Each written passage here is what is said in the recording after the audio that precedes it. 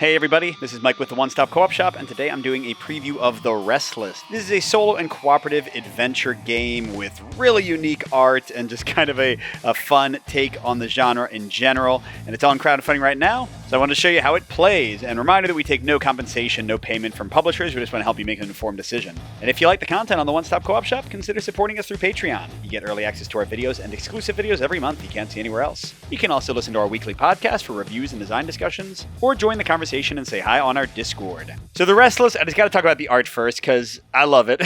I mean, it's very unique. It's a very interesting take on things. And the one guy, the designer of the game, also wrote all the flavor text for the game, also did illustrations for 700, 800 cards.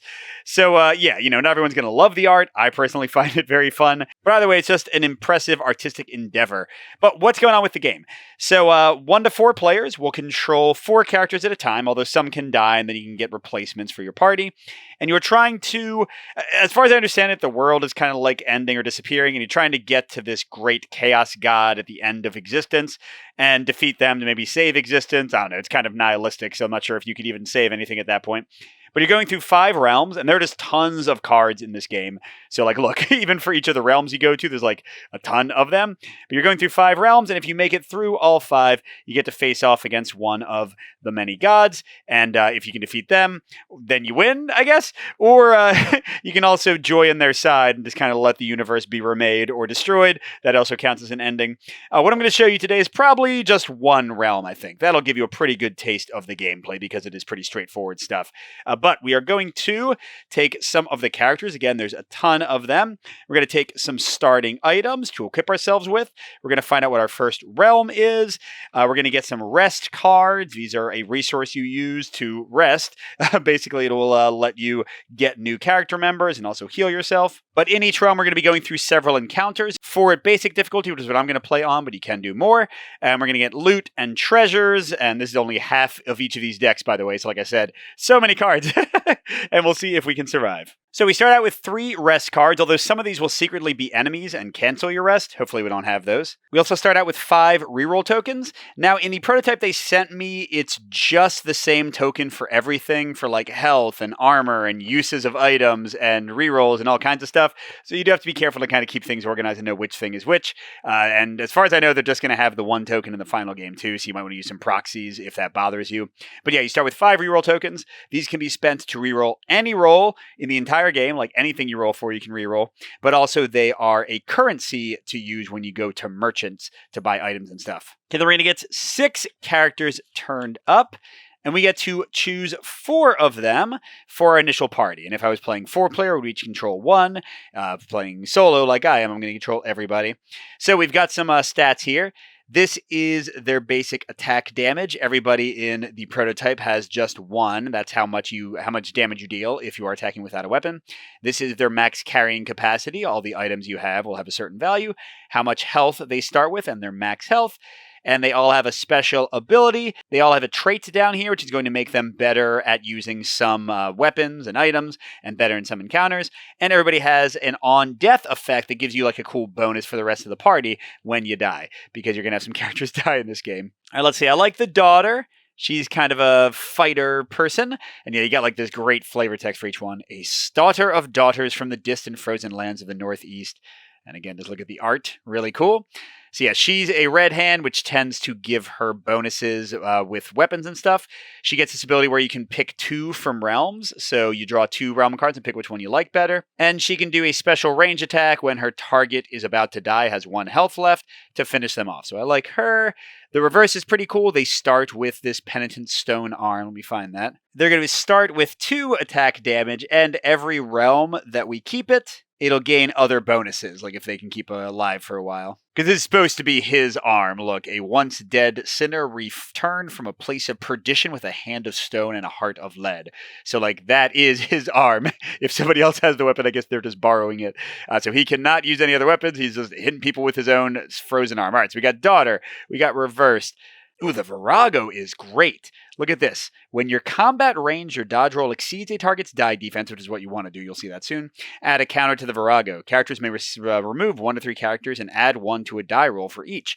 The Virago can have no more than 3 counters on this card at once, so this gives us really consistent mitigation. I love it. And then, let's see. I actually had fun with the Rag in the last game we played, even though he's kind of like a weak, weird guy. But Scrapper is not a bad trait to have. So every time you kill a target, gain 1 max health, because the Rag only starts with 4. I mean, look, a broken vestige of a human being with only the scarcest spark of life left within. Oh, Rag, hang in there. You're not doing too great. But when he dies, he creates a pool of counters with 1 counter for every point of max health that he has. And those also become mitigation, kind of like the Virago's power. So, Bowl and Palm, we'll shuffle you back in case we get other people. And we then get some initial items. Let's see what's the best way to organize this. Now, let's try it like that for now. So, we once again draw 6 of the starting item cards, and we're going to get to keep 4 of them. I can't remember if I shuffled these or not. And let's talk about items. So, it'll say what type it is here. That's a melee weapon, equipment. Active items get exhausted to use them. Consumables are single use. That's a spell. Okay, and if they're a weapon, they have the melee value or how much damage they deal. This is the weight, again, for the person's encumbrance. And then they'll have their basic effect, and then a bonus for certain types of... Oh, here we go. Yeah, I'm glad I kept the Rag, because look, now we can have a rusted shovel. So we draw a loot card every time a rest card is played. He just kind of digs around for fun. He's dealing 2 damage instead of 1, and +1 to all his combat rolls. Oh, and then this down here is the trade-in value. It's usually 3 or 4, which you can use when you find traders. Trader, by the way, with a D, not traitors. Traders along your journey. All right, this one is an armor item, and none of us have stout. This is... Ooh. It has Ominous, which is our reversed. Ooh, I love this. Look at this. So, on use, I deal 1 damage of a target and add it to their drop. So basically, it'll sit with them until they're defeated, then we get it back, unless we run away. But when we recharge, when we add it to our inventory, it recharges, because usually an active item is exhausted, and you have to like follow some instruction to get it recharged again. But then if the Ominous uses it, targets that have this added to their drops have -1 die defense to ranged rolls. I mean, we don't have any other range weapons right now, but that seems pretty good. So again, we can keep 4 of these. What's this one? So this is a rest item, so we can only use this when we're resting to get some healing usually. Yeah, I mean, that's okay. This is a single-use lesser Witchfire spell. You put 5 counters on it, perform 3 range rolls for 1 damage each, and follow with a dodge roll if you use a counter. And if you are a conmulgerous, by the way, get Mike ready for Mike to read some words he's never heard of. If you're a conmulgerous, you get +1 to the range rolls. But that's actually pretty good. I mean, 5 triple range attacks are awesome, and they go well with the reversed. Okay, and then, a Harvest Kite Shield. 5, Scrapper again. The Rag is going to be the toughest little, dead guy ever. So 5 armor. Every time a treasure is discarded, add 2 armor. Oh, man. Every time a treasure is discarded. I don't know if I want to discard a treasure, but that's okay.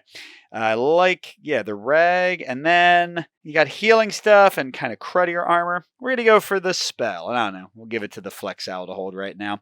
So that means the daughter doesn't have anything except her fists, and the other people have these things.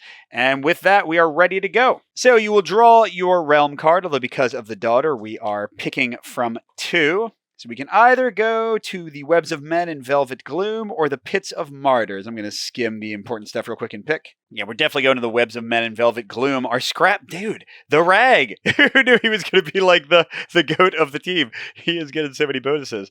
All right, but this is some fun. I mean, they just got such crazy narrative, like crazy in the best possible way. I love this game and its entire vibe. But my friend Will, the Hungry Gamer, check out his YouTube channel. He really enjoyed playing the game with me. He was visiting Maryland and came on by, and we played this together, my first time playing. So he wanted to jump in and do some narrative reading. So Will, take it away. Webs of Men in Velvet Gloom. You pass through a sparse forest, all things eerie, quiet, and still. As the last of the light filters through the trees, the crepuscular shadows that gather on the forest floor seem darker than usual. From their deepest points grows a confounding blackness, an inky shadow that swells up and swallows the forest floor, traveling up the trees and over the stones. Soon, you and your companions are draped in the dark. As your eyes adjust, a new forest of white trees draped with sprawling webs of silver is revealed to you. The webs have turned the open forest into a maze of tunnels large and small. Within the bulges of the webs, the sunken shapes of emaciated men leer out wordlessly, their waxen bodies crushed against themselves like the gathered plague dead. Starlight glints from their ashen skin. There are predators here that have made easy feasts out of mortal bodies, but your knowledge of their presence may help you fend them off. Thanks, Will, for the awesome reading.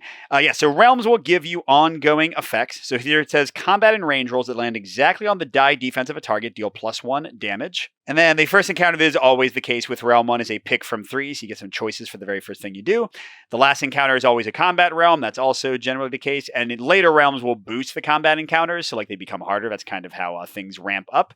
When the last encounter of the realm is resolved, we pick one of 3 treasures. So we take 3 from the treasure deck and pick one to keep. Treasure is a little bit stronger than loot, which is the other type of item. And because we have a scrapper after every encounter and a basic realm, remember we'll have 4 encounters, we will gain 1 armor on the rag. By the way, we were supposed to put tokens for our health on the people or next to them. Again, the game only currently has 1 type of token. So what I usually do, because their max health is important since it can change, I'll have like their current health on them. If they get hurt, it goes off of them. If they get armor, I just kind of put it to the side so it's a different area. Or actually here, let me spread things out a little bit and like define it a bit more. I think it'll be easier to see. Here we go. I'm going to try this because you'll see the encounters don't really need very much room at all. So the game's actually very easy to fit on a table. I'm going to have current health or healed health on the right, damaged health on the left, and armor like from the rag on the top. Oh, and items like the rag's armor and our lesser witchfire will also have tokens on them. There, it's pretty obvious what they're used for since it's right on the card. All right, so we have to do 4 encounters. That one has to be a combat encounter, and the first one is pick from 3, so we're going to add 3 options. And let's see what crazy hijinks we can get into. So anything that has these values here is going to be a combat. So we could go against the Penitent Lord Statue Breaker. They look really tough. We could also face off against a Constricting Presence. That looks quite a bit. Oh, these are all combat encounters. Or we can face the Capturess of the Chalice, first of the sorority. Oh my gosh, this game. It is a vibe. But yeah, we got to go for the Constricting Presence. It is a little bit nastier than it might seem with its low stats, as you'll see when we get into the abilities, but it's definitely going to be the easiest to kill. Although it also gives way less rewards. That's kind of the balancing factor. Look, that's 1 loot, the weaker item type.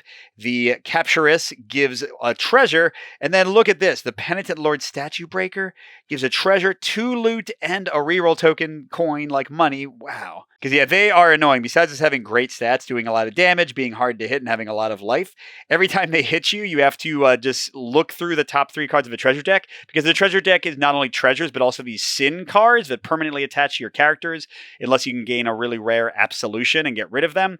So this dude just basically showers you in sin. So as good as his items are, now we're going to go with the Constricting Presence. Let's see what we got. We lose blood fighting what is, and sleep what is not. A Supothian proverb. Sure it is. All right. Oh my gosh, look at him. Okay, so he does 1 damage. It is a 6 die defense. So what happens for combat in the game? We're basically going to take turns, 1 character at a time. And you will roll a d20, and you got to get at least a 6 or above, adding any modifiers you might have based on abilities and things. And once we do 8 damage, and remember most of us are doing 1 damage unless we have a weapon that gives us a different damage value, then they are defeated. But this guy says at the start of every turn, increase the die defense of this card by 1. And how turns work is anybody can go first, and then somebody else has to go second, and then third, and then fourth. So each person has to take 1 turn before somebody can take another turn, but you always get a choice of who goes next. Now, usually we've just gone around the table when it doesn't really matter much, but for this guy, it matters a lot. We want to get the big hitters to hit him early and often, so he doesn't, kill us and get to 20 die defense, at which point he would deal 1 damage to all characters and get discarded. All right, so here we go. All right, so he's got 8. Let's have the reversed go first. On a player's turn, they have to attack with a spell, a weapon, or an unarmed attack. So you have to attack on your turn always. And then you can also use consumable items or active items freely. That's right, at the start of this guy's turn, he gets here. I'll put the pluses here. Or no, let's put him on the card. So now he's a 7 defense. And before I attack, I'm going to go ahead and activate my Petty Loath Stone. So this will deal 1 damage to a target, Boom. I guess I can just take their life away because they don't care. They don't have to heal or anything. And then, because he's an Ominist, while he has it, this person has -1 die defense only to ranged rolls, which is only going to matter if we use the Lesser Witchfire, which I think I'm going to do.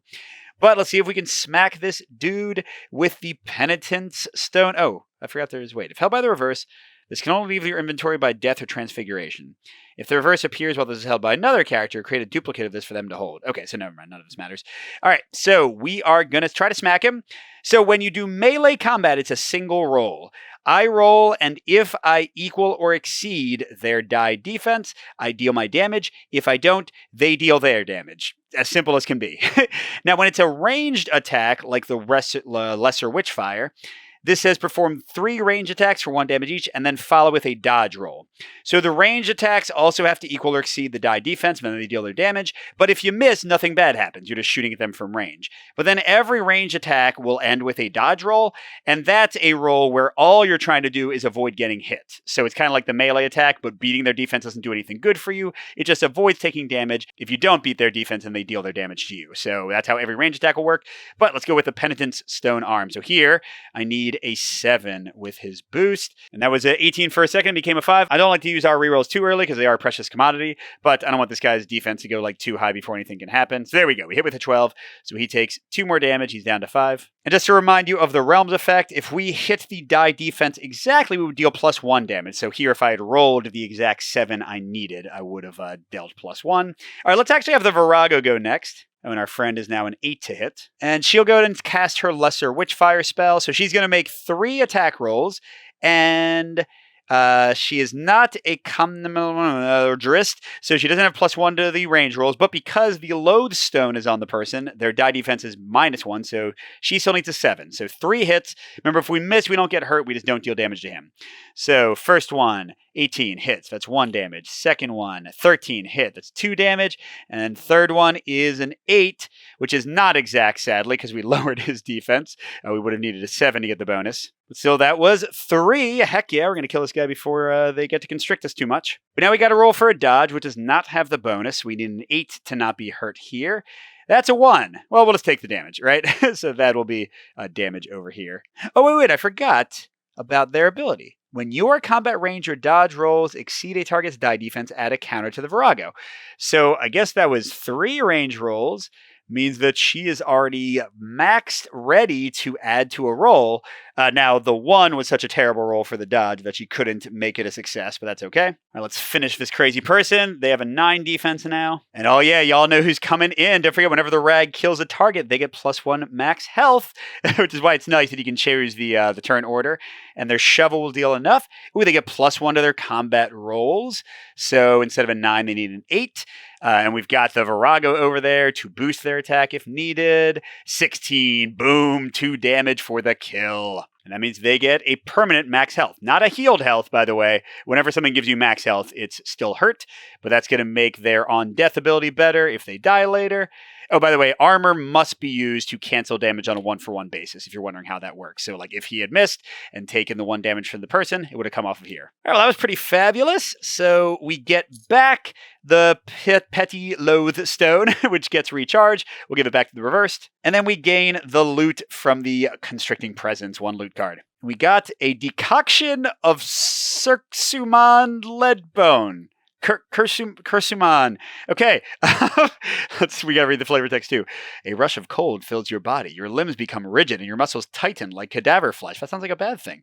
Okay, so if I consume this, no character can take more than 1 damage at a time for the duration of the encounter. Ooh. If used when fighting a traitor god, that's the final bosses. Every time this reduces damage for a character, place a counter on this. When this is 15 counters, continue the effect. So basically, this is a ridiculous potion to harden our flesh, I guess, and make us like cadavers so we can't get hurt as easily. And if we can save it until the final realm and fight the boss with it, it gives us 15 chances to reduce damage, because those boys tend to hurt you really bad. So we'll give it to the daughter since she's not carrying anything yet, but that's awesome. All right, and there you go. You've basically learned the game. I mean, if we find a traitor in one of these 3, then I'll show you how that works, but that's very straightforward. And, you know, if somebody dies or we want to rest, we can use one of our 3 rests, which is all we get for the entire 5 realm journey. So you don't want to use it early. Even if you like lose a character, you often want to kind of push forward forward and keep going so that you can lose several characters. Because whenever you rest, you refill your party to 4. Some other people like wander in out of the nothing. This makes me think of the Nothing from Neverending Story. Like I think literally the world is disappearing behind you as you walk forward toward the trader god. Anyway, enough yammering, Mike. Let's get to what's next. Oh, it is a trader. Look, it's a packed rat. Not a pack rat, it's a packed rat. The brass buttons on the leather bags are engraved with a strange inscription. Why? I don't know. Oh, this is great. Okay, so this is an optional trader. So how do traders work? Well, let's see. They kind of explain it. Pay 1 counter. That'd be one of your reroll counters. I have, how much did I spend? Oh, I spent 2 of them already. So I have 3 of those left. Wait, did I really reroll twice? I thought I rerolled once. Oh, no, whatever. Pay 1 counter and create a trader's inventory by drawing 2 loot and 2 treasure cards. The party can sell their items for reroll counters and trade the counters for the trader's items. Discard the trader's other items on leaving. Okay, so this is basically just like, this is how most traders work, although some of them have like little modifiers to this. They usually have a payment you have to give just to like be able to talk to them. And you can't even see their inventory until you do that. Packed Rat refills our empty inventory spaces after every transaction. Oh, that's pretty cool. So this person just has tons of stuff. And if one of us had the silver-tongued trait, which none of us do, we would get to draw 1 loot from the deck. I think that just means you would get it for free, like the rat would like you and give you a free thing. All right, so, I mean, do we have anything we want to sell? I guess the shield, the rag is holding. Maybe they don't need that much. We could sell the decoction. That's worth 4, which is crazy. I like my witchfire. I like my stone arm. My lodestone's actually pretty good too. But sure, let's use one of our 3 counters, and I think I should have 4. I think I cheated myself to get 2 loot and 2 treasure cards. See what this guy's selling. All right, so we've got a mule ghost in a jar, one of those old things. Consumable, increase the max weight for all characters by 2. I think that's a permanent. Wow. Oh, that's pretty cool. And then Supali's Whirling Ochre. Consumable, restore 3 health, gain +2 to your range and dodge rolls until you lose health. That's pretty dang cool, especially for like a good archer. Okay, those are our loots. Now let's see what the rare items are. That looks like an awesome axe. I'm already liking that. Liturgy of the Gasp. If a character has 3 or less health, their unarmed attacks deal +1 damage and gain +1 to their combat rolls. And if they're an Ominist, every time a human target dies, reveal a card anywhere. I mean, that's fine. Costs 3 though. Let's look at this baby. 2 damage. God, 3 weight. It's heavy. Add +1 to your combat rolls for each character holding a spell, which would mean they would get +1 from the Virago holding the Witchfire. And if you're an Ominist, oh, but he can't equip it, right? And cannot equip other weapons. Dang it. When using this, also perform a range roll for 1 day. Gosh, that's ridiculous. It just gives an extra like free attack. Remember, range attacks, you can't get hurt. If you are dexterous, none of us are, dang. You may throw this at a target, perform a range roll for 3 damage, and follow with a dodge roll. Add +2 to each roll and add this to the target's drops. It's pretty great. I mean, it's good just to get on the daughter. So it costs 4. You know what? Yeah, I'm going to sell the decoction of that. I'm going to sell the decoction to get, oh, I didn't read it. The prayer flagged pike, a prayer delivered from one heart to another. Okay, cool. So the daughter is going to have this. So now everyone has a cool weapon. That's actually faster than I've gotten loaded up in this game. So that was an even trade, 4 for 4. I think the rest I'll just keep what I already got. Get out of here. Oh, that's right. I would have, hold on. I do get 1 more item to potentially buy. Now let's see. I get another treasure. The Hollow Hand of Mixul the Mouser. If the target has 4 or less health, you may attack twice in your turn. Oh, if you're a red hand. If you successfully damage a target twice in 1 turn, gain a reroll counter. Oh, that'll only apply when they're... Nah, I mean... It is kind of better than the weapon she has, and she gets a bonus with it.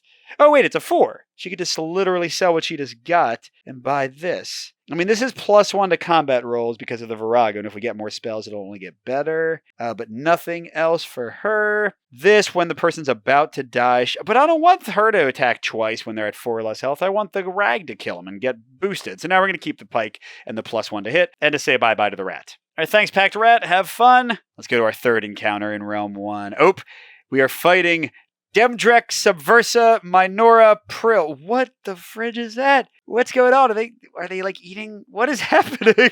Let's read it. No mind within, only steel, incense, and death. So is it like a shield wall of like tentacles? I don't like it. Okay, when this card dies, give all 25 life? Oh, God, 12 to hit. 2. Ooh, man. He has such good stuff, though. I leveled up a lot. Can I kill it? So you can run away. And actually, the designer and I were talking about the fleeing rules. Right now, it's like very nice. You can like basically run away and they'll still 1 damage to you. Even if you fail, you just roll against their combat value. But I suggested that you have to like keep on rolling until you escape. He's not sure about that. So for now, I guess I'll use the original rules where you can just like roll once and take 1 damage because he wants you to be able to flee pretty frequently. But could I kill it? I mean, that'd be an endurance match, like a 12 to hit. That's the part that worries me. And he's hitting me for a lot. Nah, we got to try to run from this guy. Okay, we'll have the rag go first because he's only got 2 life. Although he's got his shield to take some damage. God, he would give us 3 armor. Oh, that's right. Didn't the rag get like something? Yeah, after every encounter, gain an armor. Boom. So we gain max health and armor. Okay, rag's going to try to run away. That's a 5. So he takes 1 damage and then he's gone. Again, if we're playing with the original rules that were a lot nicer than my suggestion. So sorry if the final rules become a lot harder. Okay, daughter.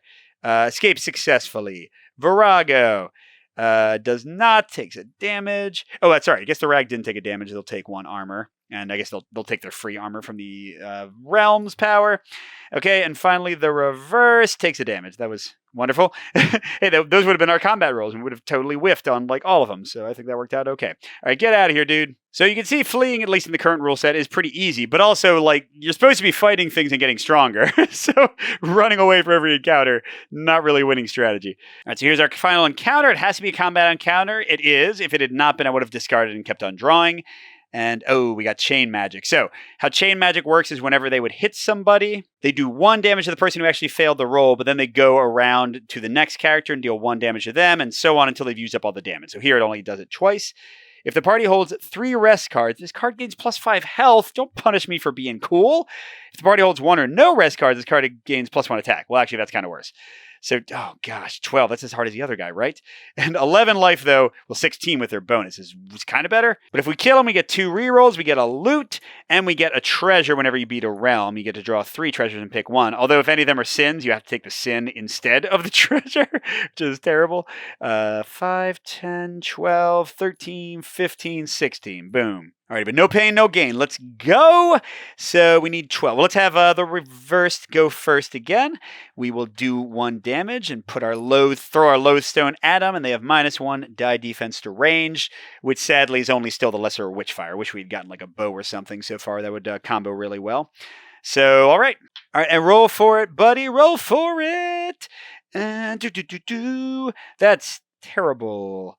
Well, I only got 2 rerolls left. I'm going to get more, but he's got more life than somebody like the rag. So, okay, he'll just suck it up and take it. We do have +3 from the Virago. So let's actually have other people go first before the Virago. We'll have her go last so that she can... Oh, whoops, never mind. Chain magic. So he took 1. Oh, God. And the rag took 1, but he's got a shield. Sorry to show you, wrapping around the party, he's the next one. But yeah, I don't want to have the Virago attack yet because when she attacks successfully, she'll get new tokens. So let's have the others go first in case they need to use those tokens. All right, so let's do it, Rag. What you got, buddy? You've been awesome so far. Yeah, Ooh, yes, that's an exact hit. 12, because we don't have any bonuses or penalties. So we are doing +1 damage, so 3 damage from the shovel. How do you like that action, Rag? It cannot be stopped. All right, we'll still wait on the Virago. We're using our new prayer-flagged pike, prayer-flagged pike, +1 combat since the Virago is holding a spell. So we need an 11, so a 50-50 here. Is that a freaking 1? All right, well, they have not been hit yet. Oh gosh, but the Virago is going to take a damage as well. They're not doing great.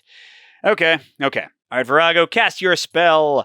So 3 range dice, and these have, the person has -1 defense because of the loathstone, so we need 11s. Okay, so first one, hit. Second one, can we use it for anybody? Yeah, characters can move 1 to 3 tokens and add, and I think you can do this after you roll. I'm not 100% sure on that. So we'll turn that into a hit. So that is 2 damage. And another hit, 3. I guess that gets the token right back. And then rolling our dodge. Uh-oh. Yeah, I'm going to re-roll that. I want the Virago to die. So, gosh darn it. Okay, we'll take it. So that's 1 to her and 1 to the reversed. But max damage dealt as we come around to another combat round. Everybody's gone. So they've got 9 left. All right, let's wait on the Virago until last again. So the reverse is going to go. Is that a 2? Gosh darn it. I'm going to use my last reroll. So all I have now is the Virago's mitigation. There we go. Boom. Hit him with 2 for the arm. Well, I don't know what I just said. Did deal 2 damage with the arm. They're at 7. All right, next let's have the daughter go. So they only need an 11. We'll use 1 from the Virago for sure to make that hit. Ooh, and that means it's an exact hit. Oh, did I do an exact hit before? I did, right? Combat and range rolls that land exactly on the die defense deal +1 damage. So the daughter's attack does 3, and the Virago should have done 1 more. Awesome. So actually, that being the case, let's have the Virago attack next. Try to get them down to 2 or 1 life, then the Rag can deal the killing blow, hopefully. All right. So Virago is going to use another. So yeah, I mean, that's the bad thing. This Lesser Witchfire is going to run out very quickly. Okay, but here we go. So first one, 9. We could use both tokens to make that an 11 and do 2 damage, but I don't want to kill the guy. I want the Rag to kill him. Although, I mean, killing them now would mean I wouldn't have to. Yeah, so we'll make that an 11 to do 2 damage, because they need an 11 to hit because of the range bonus. Yes, I was wondering why I could do that. And they get 1 token back from hitting. Oh, they didn't exceed the target's damage. Oh, crud. They only get the token when they exceed the die defense. Okay. Well, whatever. We'll just call it even. Well, let's give them 1 life back, because I feel like I definitely cheated one way or another. So that was 1 attack. They have 2 life left. Second attack misses. And third attack... Oh, no, it doesn't exactly hit because their defense is lower by 1. So it does get them a token and does 1 damage. Okay, now come on, Virago. Just dodge. They have 1 life left. Give the Rag the kill. Dodged. Yes. All right, come on, Rag. The Virago can give you +1, so you need to get a 12 here or maybe an 11. Oh, +1 in my combat. Have I been doing that? They all have +1 some way or another, don't they? Except for the reversed. So here we go. We need an 11. That's an 8. And I can't raise it enough, and I don't have any rerolls. Dang it. So they're taking 1 on their armor. Oh, but we did 2 more encounters, so they should have 2 more armor up here. So let's say they took both of those and did that. Okay. And the daughter also takes a damage, and that's the end of the round. So let's go back to the Rag, right? See if we can get that kill. Come on, Rag. You can do it. We're going to call it a 17. That was kind of cocked, but we're going to call it. So the Rag gains another max hit points for the kill and an armor finishing an encounter. And we get this back. We get 2 rerolls and a loot. What have we got? Loyalist Lilani's Lash. Confront within yourself now the fact that you will beg for my lash in time. Mistress Irene Lilani. Okay, so there's a 2 damage, only 1 weight. Add +1 to your combat rolls for this, with this, and add an additional +1 for every turn you have taken against the target to a maximum of +4. What the? Dude, this is amazing. Why is it so good? If we had Flexile... we could move items around with our whip. Wow, this is good. Let's give it to the Virago so that they have a weapon to use instead of their Witchfire and for when their Witchfire runs out. I think that's great. Okay, and then because we have defeated the last encounter, we're going to draw 3 treasures, pick 1. But if any is a sin, we got lucky. If any were a sin, I'll show you one in a second so you can see what they look like. We would have to take that and get nothing. Okay, we got the Limb of the Sludwarth. When this deals damage, it does so 3 times. So if you get a successful roll, you do 3. Nobody's Flexile. Nobody's Stout either. Add +1 to your combat rolls against targets that began with 15 plus health, which seems to be like the nastiest ones. Does 3 damage? Woo-hoo! Oh my gosh. Nobody's Stout. And then Flexile again. Dang it. Braining Mallet. Add +1 to your combat roll on your first turn of every encounter. I mean, this is going to be +1 over and over again. There's only +1 once. But only against the toughest enemies, but that's who you want to go fighting against, right? And the later realms will tend to add life to all the combat encounters anyway. So yeah, I think we gotta go with the Sapothian Putty Flail. When the Sapothians took the Cathedral of Lothrace, everything that wasn't burned was made into a weapon. So they just took a little doll? Or is it a person? I don't know in this game, who can tell? So who should have this? That whip's actually kind of awesome. Penitent can't do anything with anything else. The shovel's already got +1, and it'll give us free stuff when we rest. This also weighs 3, so he could barely even carry anything. I mean, it's just straight up better than the daughter's weapon. So sure, we can give it both to them, and then she can sell that to a trader for 4 next time we get one. That's 6 if that's her max carrying capacity, but she's doing pretty well. And by the way, look at this. So now that the penitent, the reversed, has survived 2 realms, or is going into the second realm, they would get +1 all their combat rolls. In the next realm, they would have +2 inventory. In the next realm, it would do 3 damage instead of 2. And then in the 5th realm, they could finally equip an additional weapon that weighs 2 or less and use them both. What does that even mean? Like at the same time? I don't know. But yeah, that was a little taste of the Restless, so you can kind of get a feel for this game. You've really seen like the main things. Let me show you the stuff you haven't seen. So first of all, sin cards. Here, let's see. Oh, the very next card was 1. So whenever you get these, you have to take them. Again, if you're getting them as the draw 3, pick 1 in the end of a realm, so I got really lucky here, you have to take the sins. So these stick with you. They say that you can only get rid of them by death or absolution. I haven't gotten an absolution result, but I guess that's something that can happen. So here would be inextricable rot. When you draw an item with more than 1 counter on it, remove a counter from it. Whoever reveals this card... Oh yeah, and you got to like say which character's revealing things. I should have said that. So yeah, inextricable rot and other fun things. Let's see what else we got in here. Fundamental corruption. If a treasure card is to be drawn, you must draw it. When you do, you must also look at the next 4 treasures and place them on the bottom of the deck. So you're going to like keep on getting sins. Whoever reveals this... Oh, and that's all the same thing. Or what else we got? Relentless penitence. When a human target is killed, deal 1 damage to a character. So we got to like, we flog ourselves and our teammates to repent for our murdering. So yeah, that's a fun little thing. And then rest cards. Like right now, we are all, pretty much all of us are half dead or worse. So we could use one of our 3 rest cards, and it has like its own like little storytelling and stuff. And then let's see, each of them has their own special thing, and then there's like the generic stuff. So the party gains 3 reroll counters, and then you can use any cards that have rest things, which tend to be healing. You can spend reroll counters to heal 2 health each, and the big thing is if you've lost any of your characters, you refill the party back to 4 with random new characters. They don't come in with any starting stuff, so you have to kind of share the wealth around, but that can be fun. And don't forget, every single character does something when they die. Oh, here we go. When the reversed dies, you can absolve somebody's Sid and give the character White Chrism. That's another thing I didn't show you. There are status cards that can apply. So let's see what White Chrism is. When an interplanar or phenomena target damages you, they receive 1 damage. Oh, and permanent. That's awesome. Yeah, each of the enemies is one of 4 types, and some of the like loot and abilities will refer to that. But yeah, so if I was going to play the rest of the game, I would go through Realm 2, and again, there's a ton of them. Realm 3, Realm 4, eventually Realm 5, and then you'll finally get to one of the gods and face off against them. So they have, as you can see, crazy life, really high defense usually, but hopefully you've gotten some amazing abilities to help you out by that point. They have special abilities, and the cool thing is they kind of change up the combat slightly. If you miss, so you would be hit either on a dodge roll or a melee roll, then they do a different attack based what your modified roll is. So look like here for this guy who is Bralesh, the arch traitor against the human race. Oh, he sounds pretty bad. If you really whiff, you get like a critical failure. He does a head of the hammer. Deal 3 damage to the person who missed. Draw a card from the character deck and add their health back to Kralish. So he just like takes a snack and heals himself back up. Or 3 to 10, avalanches of flesh. Deal 2 damage to all characters, even though only you missed. And then 11 to 12, pin of the pick. Deal 2 damage to the attacking character. So that's the best one. So, I mean, here you could argue that 1 to 2 can be worse or better than 3 to 10, depending on the situation. Although, I mean, healing like 8 to 10 life, that would cancel a lot of attacks, y'all. So yeah, the Restless is exactly what the Restless wants to be. Let's talk about my impressions of this one. You're going to know if you're going to like this game. I think already from watching this video, you probably know whether you're down for the Restless or not. What do I like about it? Because I've had so much fun, and especially playing with Will, the Hungry Gamer. The game is such a fun group experience because you can like actually help each other out. You got to debate like when you're going to use reroll tokens and like other limited resource things to be successful. You know, if your characters die, you just get new ones. So it's not really like player elimination, at least not for longer than like maybe 1 encounter. But also just seeing the art together, reading the flavor text together.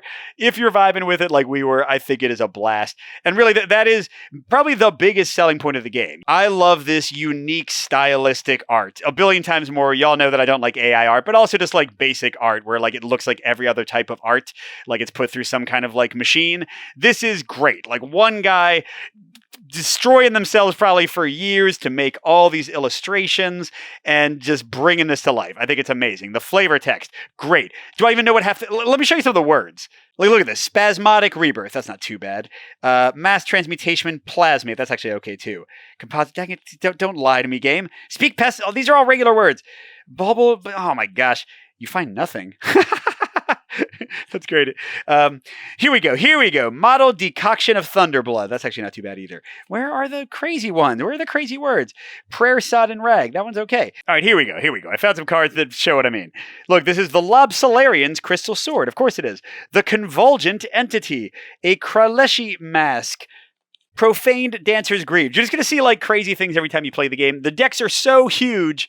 I just want to show you. Look at this. Like, this is the loot deck, and this is not even all of them. I took out like another 20 or 30. Look at how many cards there are. That's one of the types of treasures, and every one of them is unique with a unique illustration. Like, it's just insane.